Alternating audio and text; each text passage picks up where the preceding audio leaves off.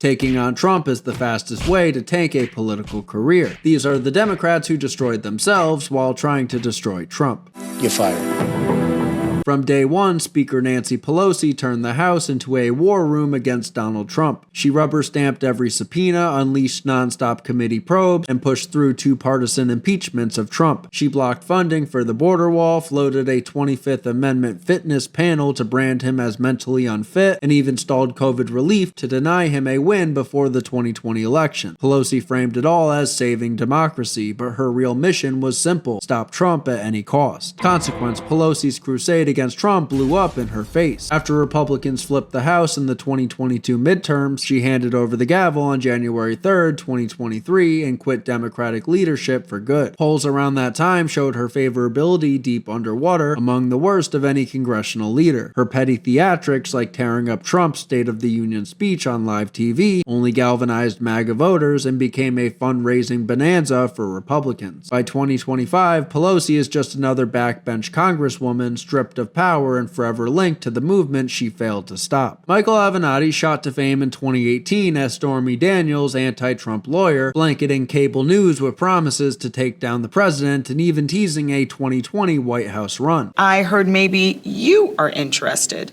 Is that true? Any truth Well, to that? I'm seriously considering it. I mean, I've traveled to 15 states over the last few months. I've raised money for Democrats. I've been active in getting out the vote for Democrats in connection with the midterms. I'm seriously considering running in 2020. Liberal networks fawned over him as the lawyer who would finally finish Trump. Consequence, in 2019, Avenatti was indicted for trying to extort up to $25 million from Nike. By July 2021, he'd been sentenced to 30 months for that scheme. 1 year later, in June 2022, he received 4 more years for stealing book advance money from Stormy Daniels. Then, in December 2022, he pleaded guilty to swindling other clients out of millions and committing tax fraud, drawing an additional 14-year sentence to run consecutively. The one-time future president is now inmate 86743-054 at FCI Terminal Island, staring at roughly 19 years behind bars, proof that the only career he managed to destroy was his own. As FBI Director James Comey spearheaded the Russiagate probe into Trump's 2016 campaign. He leaked his own memos to trigger a special counsel investigation against Trump and became a vocal Trump critic, even calling Trump morally unfit to be president. Comey clearly wanted to destroy Trump with the Russia investigation and by airing dirty laundry in a tell-all book. He portrayed himself as the righteous man standing up to a lying president. But Comey let the mask slip when he posted a photo of shells arranged to read 8647, a dark message that many interpreted as a call to President Trump. Consequence, Comey ended up fired and disgraced. A Justice Department review found Comey violated FBI policy by leaking confidential memos, setting a dangerous example for FBI employees. Despite his efforts, the Mueller probe found no Trump-Russia conspiracy, undermining Comey's crusade. As for the 8647 ordeal, the backlash was swift. Comey deleted the tweet and tried to backtrack, but the damage was done. He is now under criminal investigation by the FBI, the same agency he once ran. So-called comedian Kathy Griffin posed in 2017 with a fake severed Trump head, thinking shock humor would hurt President Trump. She became an outspoken Trump basher, calling him an array of horrible names. Griffin was cheered in some liberal circles for resisting Trump through vulgar stunts. She wanted to cancel Trump with edgy comedy, but that stunt crossed every line and sparked nationwide outrage. Consequence, Griffin's stupidity annihilated her career. After the severed head incident, sponsors dropped her, shows were canceled, and CNN fired her from their New Year's special. She even ended up under federal investigation for conspiracy to assassinate the president. In a tearful press conference, a shattered Griffin admitted, "He broke me. Quiet. He broke me. Quiet.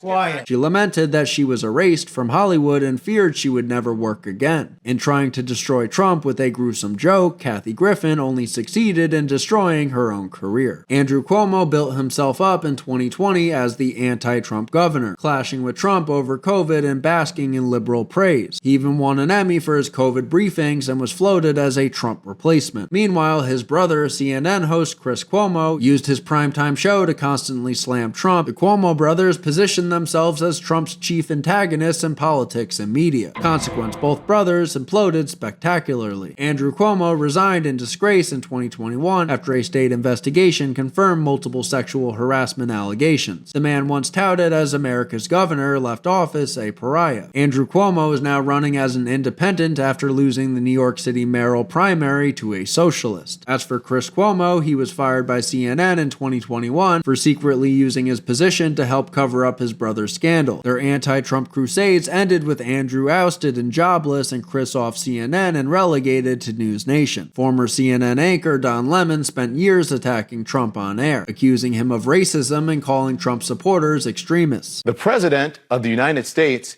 is a racist. His own words leave absolutely no doubt about that. He famously declared the biggest terror threat in this country is white men, aiming directly at the MAGA base. So we have to stop demonizing people and realize the biggest terror threat in this country is white men, most of them radicalized to the right. And we have to start doing something about them. Night after night, Lemon lambasted Trump as ignorant and dangerous, becoming a hero to the anti-Trump resistance. He clearly tried to boost his own profile by tearing Trump down in every monologue. Consequence, Don Lemon's own career met a humiliating end. By 2023, after a series of on-air blunders and offensive remarks, CNN fired Don Lemon. His last straw was a sexist dig at a Republican woman, saying a 51-year-old Nikki Haley isn't in her prime. Nikki Haley isn't in her prime. Sorry. When a woman is considered to be in her prime in her 20s and 30s and maybe 40s. What do you talk? Wait. That's not according to me. Prime for what?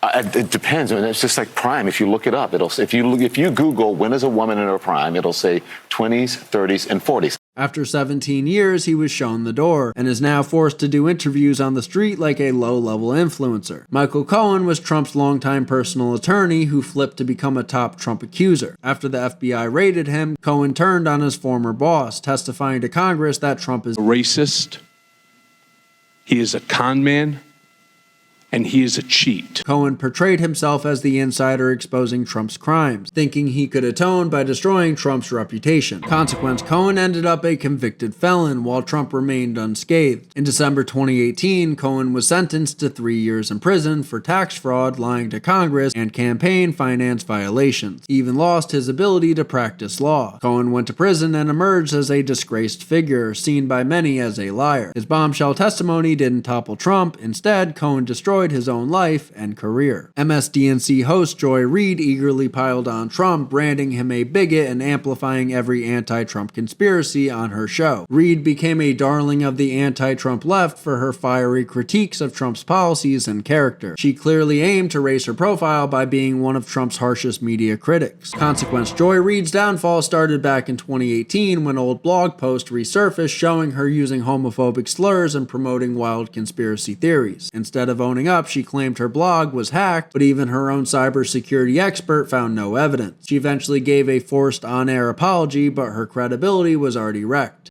I genuinely do not believe I wrote those hateful things because they are completely alien to me. But I can definitely understand, based on things I have tweeted and have written in the past, why some people don't believe me. I've not been exempt from being dumb or cruel or hurtful to the very people I want to advocate for. I own that. I get it. And for that, I am truly, truly sorry. From there, her ratings never took off. And in 2025, MSDNC finally pulled the plug and fired her. After getting canned, she showed up on a podcast crying that her show had value and that, I'm sorry, that what I was doing had value. But in the end, her nonstop Trump bashing couldn't save her from the same fate as the others, irrelevant and out of a job. Letitia James, New York's Attorney General, campaigned on the promise to get Trump. She loudly called Trump an illegitimate president and an embarrassment, vowing to sue him and his family at every turn. America is an uncharted territory. We are angrier and more deeply divided than we've ever been at any point in our history since the Civil War.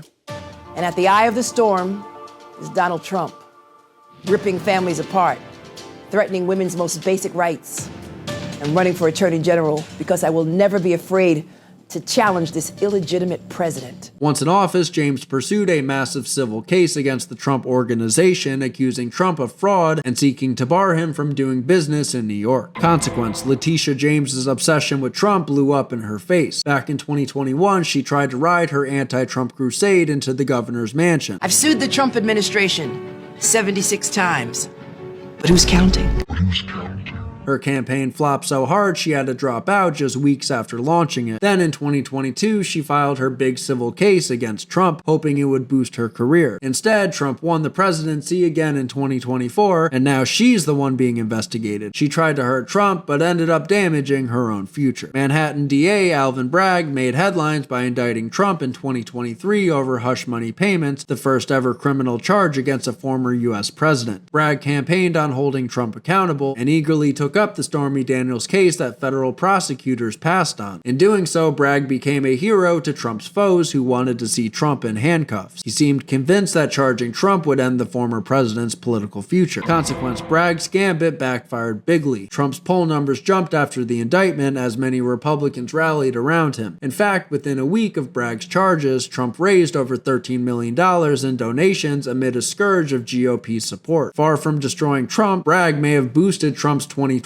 chances. He wanted to be the man who took down Trump, but so far he's only energized the MAGA movement and drawn ridicule for what many saw as a political stunt. Georgia's Fulton County District Attorney Fani Willis aggressively charged Trump and 18 others over 2020 election disputes, grabbing national headlines. Willis portrayed the sprawling RICO indictment as a quest for justice, seeking to take Trump to trial in Georgia and potentially put him behind bars. Consequence, her crusade against Trump ended up blowing up in her face. The Georgia Appeals Court disqualified her entire office from prosecuting Trump after discovering a romantic relationship with lead prosecutor Nathan Wade, ruling it created a serious ethical conflict. On top of that, a judge ordered Willis's office to pay $54,000 in legal fees for intentionally violating Georgia's Open Records Act, finding her team openly hostile and refusing requests from Trump's lawyers. Instead of destroying Trump, Willis ended up destroying her political future and the few big cases she tried to build. Hillary Clinton was Trump's 2016 opponent and spent years trying to smear Trump as illegitimate. During the campaign, she infamously called half of Trump's supporters a basket of deplorables, writing off millions of Americans as racist and irredeemable. You know, to just be grossly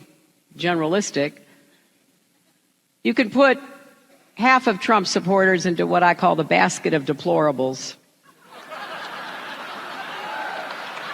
Right? After losing, Clinton pushed the Russia collusion narrative, effectively encouraging the investigation to destroy Trump's presidency. Her campaign even funded the Steele dossier of salacious claims against Trump, hoping it would sink him. Hillary seemed determined to vindicate herself by proving Trump was a traitor or a criminal. Consequence, Hillary destroyed her own standing instead. Her deplorables insult backfired horribly, galvanizing Trump's base and convincing many middle Americans that Clinton looked down on them. And the grand Russian conspiracy theory she hyped fizzled out. Mueller's investigation found no evidence of collusion. To top it off, Clinton's camp got caught misreporting payments for the dossier and had to pay fines. Hillary's attempt to destroy Trump only tarnished her own legacy. She'll forever be known as the nasty woman who called Americans deplorable. Honestly, I could go on about Hillary for days, but the video must move along. Crazed lunatic Keith Olbermann turned his wrath on Trump after 2016, launching a web series called The Resistance, where he hurled insults at Trump on the daily. He predicted over and over that Trump would be removed from office. In fact, in late 2017, Olbermann declared that Trump is finished and announced he was retiring from political commentary because he was sure Trump wouldn't last much longer. I'm confident now, even more so than I have been throughout the last year, that this nightmare presidency of Donald John Trump will end prematurely and end soon, and I am thus also confident that this is the correct moment to end this series of commentaries. Olbermann's rants against Trump were gleefully shared by anti-Trump folks, and he seemed convinced that he could help topple Trump with his videos. Consequence, Olbermann became a cautionary tale of Trump derangement syndrome. Trump served his full term and was elected again, proving Olbermann's confident predictions laughably wrong. His insistence that Trump's nightmare presidency will end prematurely was embarrassingly off base. After quitting his GQ web show in 2017, thinking his work work was done. Olbermann tried comebacks on Twitter, but mostly descended into angry, irrelevant tirades. He went from a semi-respected TV host to an internet crank shouting into the void. In trying to kill MAGA, Olbermann only killed his own career. Late-night host Stephen Colbert made his CBS show a nightly anti-Trump fest. He mocked and insulted Trump relentlessly in monologues, at one point even unleashing a crude joke that Trump's mouth was Vladimir Putin's holster. Colbert's audience applauded his Trump bashing, and he leaned into it hard, turning The Late Show into a political platform to take down Trump with ridicule. He seemed to think public humiliation could destroy Trump's image. Consequence, Colbert's relentless anti-Trump crusade literally destroyed The Late Show. As the years went on, The Late Show was losing an estimated $40 to $50 million per year. Paramount Global announced its cancellation just 3 days after Colbert blasted its $16 million Trump settlement as a big fat bribe. Many believe the show got cut not because of politics, but because it became a financial drag amid the Skydance merger. The show is set to end in May 2026, hopefully putting an end to the Colbert brand as a whole. So-called comedian Rosie O'Donnell feuded with Trump for years and ramped it up when he ran for president. She repeatedly called Trump a bully, a snake oil salesman, and worse. Rosie even led a Broadway singer's protest outside the White House and bombarded Twitter with anti-Trump rants. She was so intent on destroying Trump's reputation that she became one of his loudest celebrity critics. Trump, in turn, used Rosie as a punchline, famously joking, "Only Rosie O'Donnell," during a 2015 debate when asked about his insults against women. Her Trump hatred continued into 2025, and in July, she would raise the bar. On the 4th of July, she literally called for Americans to overthrow the government. But what else would you expect from the original patient zero of Trump derangement syndrome? Whenever any form of government becomes destructive of these ends, it is the right of the people to alter or abolish it and to institute new government. Consequence, Rosie ended up as Trump's most infamous verbal punching bag, and it hurt her more than him. Trump mocked her in front of 24 million debate viewers, getting a huge laugh at her expense. For decades, he ridiculed Rosie as a loser, and during his presidency, he continued to taunt her, ensuring she became a partisan caricature. Meanwhile, Rosie's Hollywood career never recovered from the negative attention. Aside from some guest spots, she largely vanished from prime TV. The feud that was supposed to humiliate Trump instead cemented Rosie's image as an unhinged antagonist. And in 2025, Rosie's downfall hit a new level. She's reportedly under federal investigation for her 4th of July rant, and according to Trump, she might even lose her citizenship. Joe Biden himself set out to beat Trump like a drum, blaming Trump for every problem under the sun. Biden campaigned in 2020 on a promise to undo Trump's legacy and frequently demonized Trump as un-American and dangerous. After winning, President Biden often slammed Trump, even indirectly referring to him as the former guy, and portrayed his policies as the antidote to Trumpism. Biden's DOJ even charged Trump in multiple cases, an unprecedented situation of a current president lying to legally destroy his likely 2024 rival. Consequence, Biden's presidency ended in disgrace. A confused, incoherent performance so disastrous that he was forced to drop out of the race weeks later. The moment went viral and even Democrats couldn't defend it. But the damage had already been done. Biden's term was marked by historic inflation, record border crossings,